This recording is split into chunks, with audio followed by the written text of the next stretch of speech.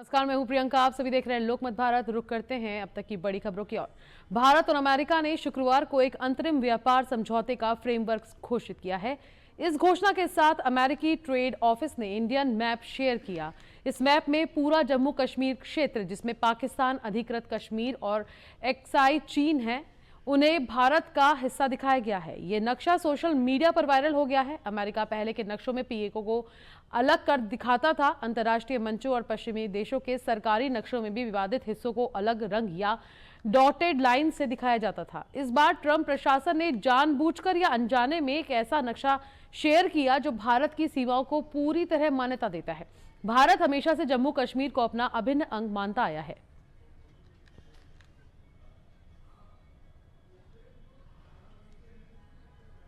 प्रधानमंत्री नरेंद्र मोदी शनिवार को 8 साल बाद 2 दिन के मलेशिया दौरे पर पहुंचे। उन्होंने मलेशिया के पीएम अनवर इब्राहिम ने एयरपोर्ट पर अपनी कार से रिसीव किया। इसके बाद पीएम मोदी कुआलालंपुर में भारतीय समुदाय को संबोधित करने पहुंचे। इस दौरान पीएम ने कहा कि प्रधानमंत्री अनवर इब्राहिम खुद एयरपोर्ट पर मेरा स्वागत करने आए। वे मुझे अपनी कार से यहां लाए। इतना ही नहीं, उन्होंने मुझे अपनी सीट पर भी बैठाया। उन्होंने कहा, यह खास सम्मान भारत और भारतीय समुदाय के प्रति उनके प्यार और सम्मान को दिखाता है। भारत जल्द यहां अपना पेमेंट सिस्टम यूपीआई लॉन्च करेगा। मोदी ने कहा कि पिछले साल मैं आसियान शिखर सम्मेलन के लिए मलेशिया नहीं आ सका था, लेकिन मैंने अपने दोस्त से वादा किया था कि मैं जल्द मलेशिया आऊंगा। Indian and Malaysian hearts, the exhibition. केंद्रीय जल शक्ति मंत्री सीआर पाटिल ने कहा कि सिंधु नदी का पानी हिंदुस्तान को नहीं दिया जाएगा। पाकिस्तान की ओर जाने वाले पानी को रोककर भारत के हित में उपयोग किया जाएगा। इस पानी का लाभ हरियाणा, पंजाब, राजस्थान और दिल्ली को मिलेगा। उन्होंने कहा, इसे लेकर केंद्र सरकार की ओर से कार्य योजना तैयार की जा रही है।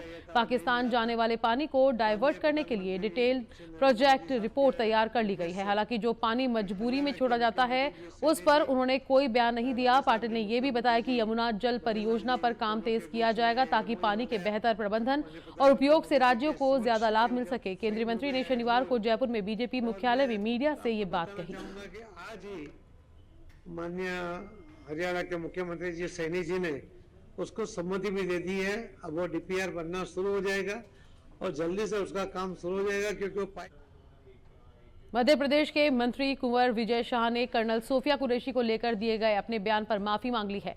मंत्री विजय शाह ने इंदौर में शनिवार को स्पष्ट किया कि उनका किसी महिला अधिकारी, भारतीय सेना या समाज के किसी भी वर्ग का अपमान करने का कोई इरादा नहीं था। उन्होंने कहा कि उनके शब्द देशभक्ति की भावना और भावनात्मक क्षण में कहे गए थे। मंत्री ने इसे अपनी भूल मानते हुए भविष्य में ऐसी बात नहीं कहने की और सतर्कता रखने की बात कही।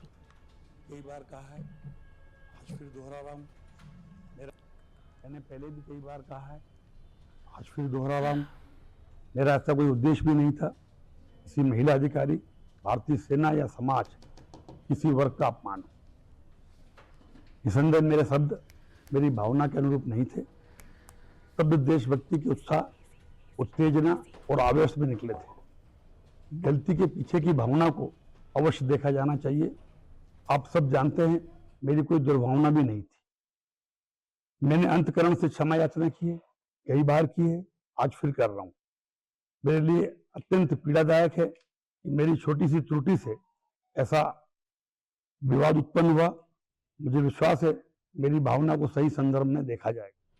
आज विश्व हिंदू परिषद और बजरंग दल के आह्वान पर मंदसौर में दोपहर 2 बजे तक स्वैच्छिक बंद रखा गया। व्यापारियों और नागरिकों ने स्वेच्छा से अपनी दुकानों और प्रतिष्ठानों को बंद कर आंदोलन को समर्थन दिया। बंद पूरी तरह शांतिपूर्ण रहा और कहीं से भी अप्रिय घटना की खबर नहीं मिली। इस दौरान सर्व समाज के लोगों ने सामूहिक रूप से हनुमान चालीसा का पाठ किया और भगवान बजरंग बली के चरणों में प्रतीकात्मक रूप से ज्ञापन अर्पित किया। ज्ञापन में जिला प्रशासन से गौमाता की रक्षा सुनिश्चित करने, गौ तस्करी और गौ वध पर कठोर कार्रवाई करने तथा प्रशासनिक निष्क्रियता समाप्त करने की मांग की गई। संगठन के पदाधिकारियों ने कहा कि बार-बार शिकायतों के बावजूद ठोस कार्रवाई न होने से सनातन समाज में गहरा आक्रोश है। आयोजकों ने स्पष्ट किया कि ये बंद पूरी तरह लोकतांत्रिक, अहिंसक और शांतिपूर्ण था, जिसका उद्देश्य टकराव नहीं बल्कि गौ संरक्षण और कानून व्यवस्था को मजबूत करना है।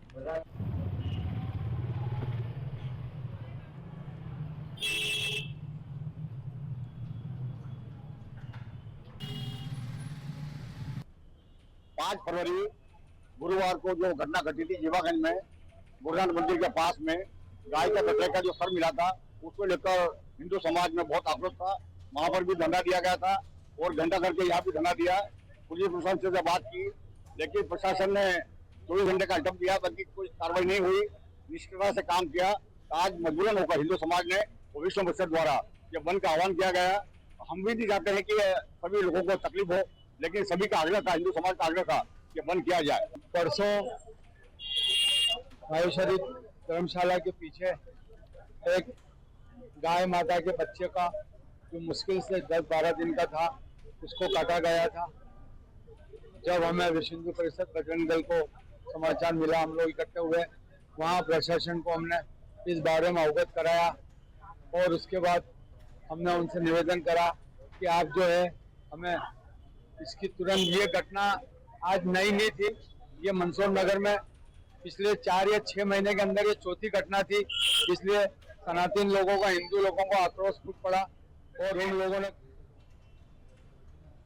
इंदौर में बनाए जा रहे एलिवेटेड कॉरिडोर को लेकर इंदौर में आज एक महत्वपूर्ण बैठक आयोजित की गई। बैठक में कैबिनेट मंत्री कैलाश विजयवर्गीय, इंदौर कलेक्टर शिवम वर्मा, इंदौर नगर निगम कमिश्नर क्षितिज सिंघल सहित इंदौर के कई विधायक शामिल हुए। इंदौर के एबी रोड से नौलखा तक लगभग 7.5 किलोमीटर तक इस एलिवेटेड कॉरिडोर का निर्माण किया जाएगा, जिसका निर्माण शुरू हो गया है। शुरुआत में इस कॉरिडोर पर मिट्टी के परीक्षण किए जा सकते हैं। वहीं पीडब्ल्यूडी 15 फरवरी से फाउंडेशन भरने का कार्य शुरू करेगा। इंदौर के मेयर पुष्यमित्र भार्गव ने कहा कि ये कार्य 350 करोड़ की लागत से हो रहा है। ये प्रोजेक्ट पिछले 4 साल से अटका हुआ था। इसका मुख्य कारण था इस एलिवेटेड कॉरिडोर के डिजाइन को लेकर विवाद लगातार चल रहा था। अब पुरानी डिजाइन पर ही इस कॉरिडोर का निर्माण किया जाएगा।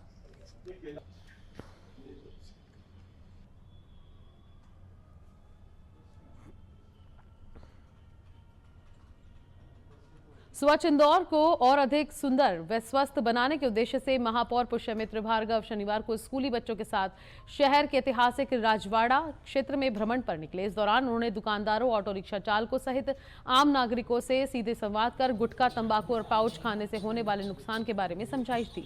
महापौर पुष्यमित्र भार्गव ने गुटखा सेवन करने वालों से अपील करते हुए कहा कि यदि कोई व्यक्ति पाउच खाता भी है तो खुले में थूकने की बजाय स्पिट कप यानी थूकदान का उपयोग करे और उसे अपने पास रख उचित स्थान पर ही निस्तारित करें। उन्होंने कहा कि सार्वजनिक स्थानों पर थूकना न सिर्फ शहर की सुंदरता को खराब करता है बल्कि गंभीर बीमारियों को भी जन्म देता है। महापौर ने जानकारी देते हुए बताया कि अब हर शनिवार को इंदौर में क्लीन रेड स्पॉट डे मनाया जाएगा।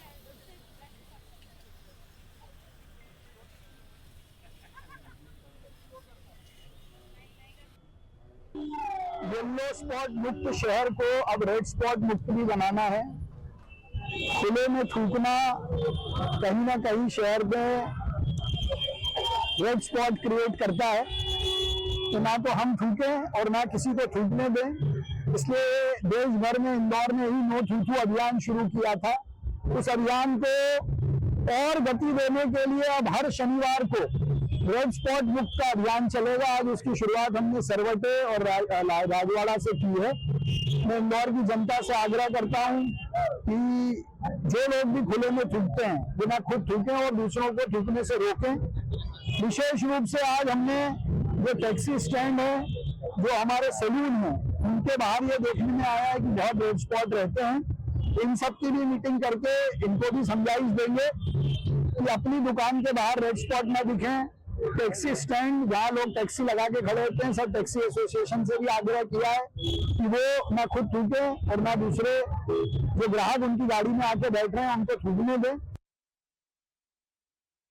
स्वच्छता में 8 बार नंबर 1 रहने वाले इंदौर शहर को येलो स्पॉट फ्री करने के बाद अब रेड स्पॉट फ्री भी करने का प्रयास किया जा रहा है। जी हाँ, महापौर पुष्यमित्र भार्गव ने आज इंदौर शहर के राजवाड़ा क्षेत्र के तमाम बाजारों में, गलियों में, चौराहों पर घूमकर रेड स्पॉट फ्री करने को लेकर लोगों से चर्चा की और उन्हें समझाइश भी दी है। दरअसल इंदौर शहर में जिन स्थानों पर लोग पान गुटखा थूक कर कई जगहों को लाल कर देते हैं और भद्दा दागनुमा कर देते हैं, इसको लेकर अब चालानी कार्रवाई करने की तैयारी भी नगर निगम कर रही है। वहीं महापौर पुष्यमित्र भार्गव का कहना है कि हर शनिवार को अब रेड स्पॉट फ्री सैटरडे मनाया जाएगा, जिसके तहत जन जागरूकता अभियान चलाते हुए अलग अलग क्षेत्रों में पहुंचकर लोगों को, वाहन चालकों को, दुकानदारों को समझाइश दी जाएगी कि वो पान गुटखा तंबाकू आदि का सेवन नहीं करे, और यदि वो करते हैं तो अपने साथ में एक स्पीड फ्री बॉक्स यानी कि एक ग्लास जैसा जार साथ में रखें, जिसे आज महापौर ने निःशुल्क वितरित भी किया है।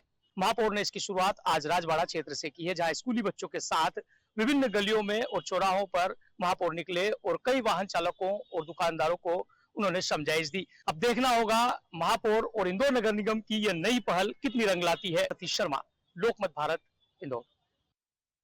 मंदसौर के ऐतिहासिक भगवान पशुपतिनाथ मंदिर में चल रहे प्राण प्रतिष्ठा महोत्सव का आज विधिवत समापन हुआ। समापन अवसर पर मंदिर परिसर में विधि विधान से यज्ञ का आयोजन किया गया, जिसमें बड़ी संख्या में श्रद्धालुओं ने आहुति दी। इस अवसर पर मंदसौर कलेक्टर आदित्य गर्ग भी विशेष रूप से उपस्थित रहे। उन्होंने कहा कि अब भगवान पशुपतिनाथ मंदिर परिसर को पूरी तरह प्लास्टिक मुक्त क्षेत्र बनाया जाएगा और यहाँ किसी भी प्रकार की पॉलिथीन का उपयोग प्रतिबंधित रहेगा। कलेक्टर ने श्रद्धालुओं से भी अपील की कि वे मंदिर परिसर में स्वच्छता बनाए रखें और अपने साथ प्लास्टिक न लाएं। श्रद्धालुओं ने इस पहल का स्वागत करते हुए इसे धार्मिक स्थल की पवित्रता बनाए रखने के लिए महत्वपूर्ण कदम बताया।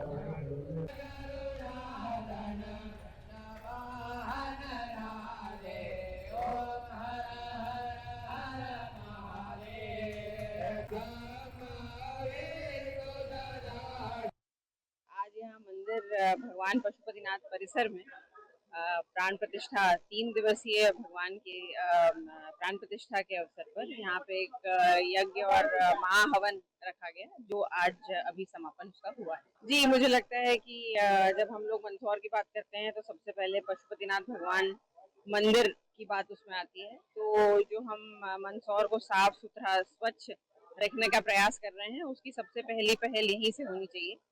तो आज प्राण प्रतिष्ठा के साथ यह भी निर्णय हुआ है कि मंदिर परिसर प्लास्टिक फ्री, पॉलिथीन फ्री रहेगा और आगे चलकर भी जो सामग्री यहाँ लाई जाती है या जो पूजा अर्चना के सामान यहाँ आता है, उसको भी हम लोग प्लास्टिक फ्री रखेंगे। देखिए, कोई भी मंदिर, आश्रम, तीर्थ तभी शोभायमान है जब वहाँ यज्ञ, सत्संग, प्रवचन ऐसे अनुष्ठान चलते रहे। हमारे यहाँ बड़ा सौभाग्य, बड़ा दिव्य अवसर ये है कि पशुपतिनाथ जी की कृपा से दिव्य लोक भी बनकर के तैयार हुआ है, उसका भी उपलक्ष्य है। पशुपतिनाथ मंदिर में विविध जो और कार्य चल रहे हैं, उनका भी सौभाग्य उपलक्ष्य है। शिवरात्रि भी आने वाली है, इसलिए जो है भगवान के यहाँ प्रसन्नता, सब शहरवासियों की समृद्धि, प्रदेशवासियों की सुख शांति के लिए 3 दिवसीय यज्ञ का आयोजन किया गया था, जिसकी आज पूर्णाहुति संपन्न। मध्य प्रदेश में बेरोजगारी को लेकर सियासत तेज हो गई है। मुख्यमंत्री डॉक्टर मोहन यादव के उस बयान पर विवाद खड़ा हो गया, जिसमें उन्होंने कहा था कि मध्य प्रदेश में बेरोजगारी की दर देश में सबसे कम रह गई है। इस बयान को लेकर कांग्रेस के वरिष्ठ नेता और प्रदेश के पूर्व मुख्यमंत्री कमलनाथ ने तीखा हमला बोला है। कमलनाथ ने मुख्यमंत्री मोहन यादव के दावे को सिरे से खारिज करते हुए कहा कि प्रदेश का युवा आज भी रोजगार के लिए भटक रहा है। उन्होंने कहा कि सरकार जमीनी हकीकत से दूर केवल आंकड़ों के सहारे अपनी पीठ थपथपा रही है। अगर प्रदेश में बेरोजगारी सबसे कम है तो फिर लाखों युवा सड़कों पर नौकरी की मांग क्यों कर रहे हैं। पूर्व मुख्यमंत्री ने कहा कि मध्य प्रदेश में सरकारी भर्तियां वर्षों से अटकी हुई हैं। प्रतियोगी परीक्षाओं में लगातार अनियमितताएं सामने आ रही हैं और निजी क्षेत्र में भी रोजगार के अवसर सीमित हैं। ऐसे में मुख्यमंत्री का ये दावा युवाओं के साथ मजाक है।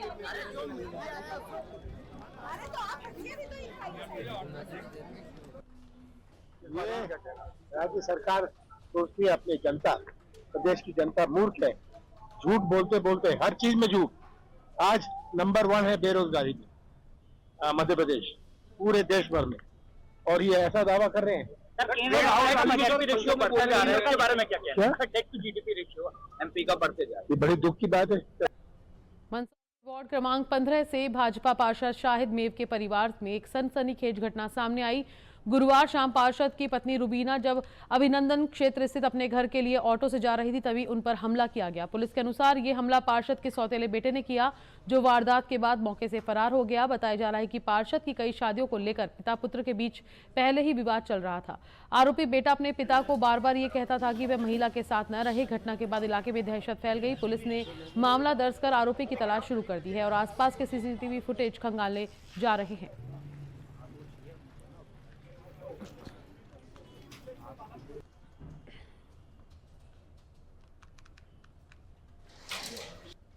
घटना ये हुई थी, मैं तो घर पे था, मैं बाजार में आया था, मेरे पास फोन आया सीता दीदी का कि शायद भी यहाँ जल्दी आ जाओ, इनके बाजी के चक्कू मार दिए किसी ने। तो मैं फौरन निकला वहाँ से, तो मालूम पड़ा कि वहाँ तो कोई ने उठाई भी नहीं, वहाँ चीत पचाड़ पड़ी और चाकू मार के भैया 2 अपाची वाला आए थे, 2 जने अपाची पे और चाकू मार के चले गए। क्या किसी से कोई रंजिश आपकी? नहीं, कोई रंजिश नहीं अपनी किसी से भी।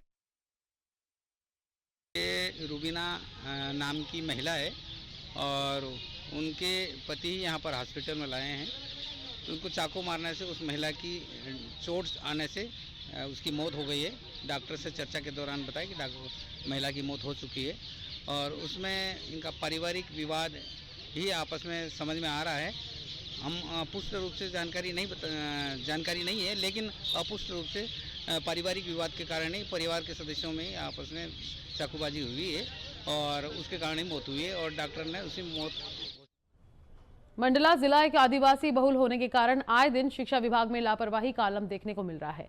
वहीं अब मंडला जिले के बिछिया विकास खंड के एकलव्य आदर्श आवासीय विद्यालय सिंझौरा में शिक्षक छवि चौधरी और मनीष शर्मा के द्वारा बच्चों को प्रताड़ित और मारपीट की गई। कुछ समय पहले इन्हीं शिक्षकों के द्वारा प्रभारी के साथ भी अभद्र व्यवहार करने की जानकारी प्राप्त हुई थी। वहीं बच्चों का कहना है कि व्हाट्सएप चैटिंग में गलती से अपशब्द का प्रयोग कर दिया गया था। उसी को लेकर शिक्षक से माफी भी मांगी, लेकिन शिक्षक द्वारा मारा गया और धमकी भी दी जा रही है।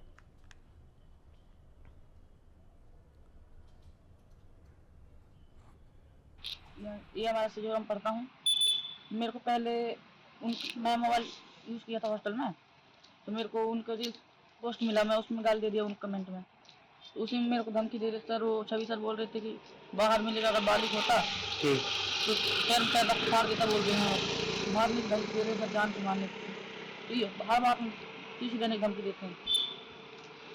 गला पकड़ा था और धमकाने की कोशिश किया था सर। डीसीबीसी की धमकी दे रहे थे, हर बार छोटी गलती में किसी की धमकी देते हैं सर। मोबाइल पकड़ा है। आप कौन सी क्लास में के हैं? 11th में। कौन से स्कूल के हैं? ये हमारा देखिए, अभी मेरे पास लिखित में कोई भी प्रतिवेदन या शिकायत प्राप्त नहीं हुई है। हमारे भी संज्ञान में आया है व्हाट्सएप के माध्यम से। तो ऐसा है कि जैसे ही मेरे पास कोई प्रतिवेदन आता है, लिखित की शिकायत प्राप्त होती है तो मैं कार्रवाई करूंगी और अभी डीओ बिछिया को भी मैं निर्देशित कर रही हूँ मोबाइल के माध्यम से कि वो इस पर काम करे और देख के प्रतिवेदन भेजे कि क्या वस्तुस्थिति। कूनो में चीतों का कुनबा फिर बढ़ गया है। मध्य प्रदेश के श्योपुर स्थित कूनो नेशनल पार्क से शनिवार को एक और अच्छी खबर सामने आई। मादा चीता आशा ने 5 शावकों को जन्म दिया। ये खबर सिर्फ कूनो के लिए नहीं बल्कि देश के प्रोजेक्ट चीता के लिए भी बड़ी मानी जा रही है। इससे एक बार फिर ये साबित किया है, भरोसा हुआ है कि भारत में चीते अब धीरे धीरे खुद को फिर से बसाने लगे हैं। माता चीता आशा ने कूनो नेशनल पार्क में 5 स्वस्थ शावकों को जन्म दिया। इस जानकारी को मुख्यमंत्री डॉक्टर मोहन यादव ने अपने आधिकारिक एक्स अकाउंट पर साझा किया। वहीं केंद्रीय पर्यावरण मंत्री भूपेंद्र यादव ने भी इस खबर की पुष्टि करते हुए इसे प्रोजेक्ट चीता के लिए गर्व और खुशी का क्षण बताया। मुख्यमंत्री मोहन यादव ने एक्स पर लिखा कि कूनो ने एक गौरवपूर्ण पल देखा है। उनके मुताबिक आशा के शावकों के जन्म के बाद भारत में पैदा हुए शावकों की संख्या 24 हो गई है, जबकि कुल चीता आबादी 35 तक पहुंच गई है। सीएम ने इस उपलब्धि का श्रेय वन कर्मचारियों और पशु चिकित्सकों की मेहनत को दिया और कहा कि मध्य प्रदेश अब वन्य जीव संरक्षण के बड़े केंद्र के रूप में उभर रहा है।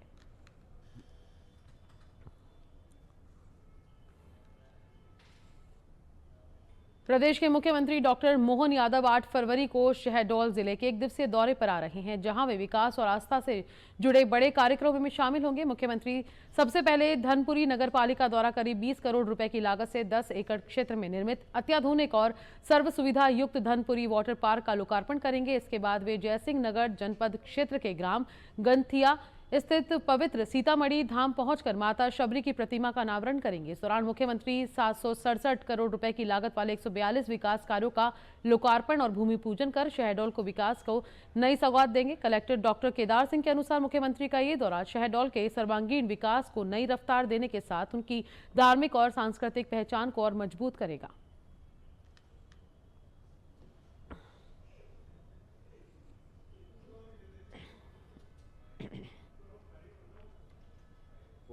शबरी मैया की जयंती के उपलक्ष्य में यहाँ पे हमने कार्यक्रम संभावित यहाँ सुनिश्चित किया है, जिसकी स्वीकृति माननीय मुख्यमंत्री ने दी है। और 8 फरवरी को शबरी मैया की जयंती इसी पवित्र स्थान पर मनाने के लिए समस्त ग्रामीण जनों के सहयोग से इस कार्यक्रम को संपन्न करेंगे। कौन आ रहा है, कौन कौन आ रहे हैं?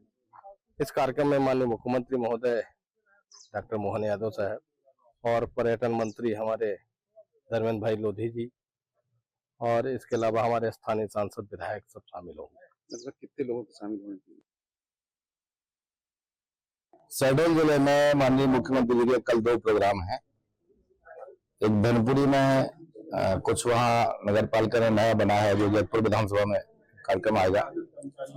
स्विमिंग पूल, वाटर पार्क और क्लब हाउस के साथ साथ में आम सभा है के लोकार्पण के साथ। उसके बाद वहाँ कुछ हमारे SCCL के जो ओर से जिन किसानों की जमीन अर्जन की जाती है उनको नौकरी देने का है, तो 20 लोगों को हम नियुक्ति पत्र भी दे रहे हैं। प्रधानमंत्री आवास के हितग्राहियों को आवासीय पट्टा और उनको स्वीकृति पत्र दे रहे हैं मकान के, वो वहाँ लाभ वितरण रहेगा। टीकमगढ़ जिले के प्रसिद्ध मातृ धाम छिपरी में आस्था और संस्कृति का भव्य संगम देखने को मिलेगा। यहाँ 9 फरवरी से 15 फरवरी तक शारदा माता मंदिर परिसर में 7 दिवसीय महाशिवरात्रि महोत्सव का आयोजन किया जा रहा है।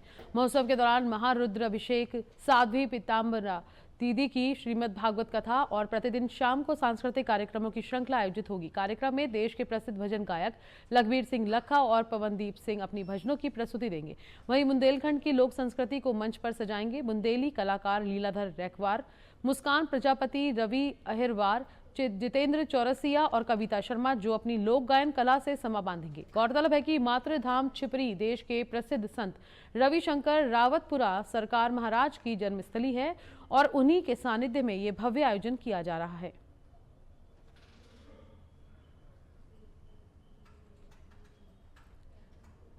अभी के लिए फिलहाल इतना ही। मुझे दीजिए इजाजत और देखते रहिए लोकमत भारत। नमस्कार।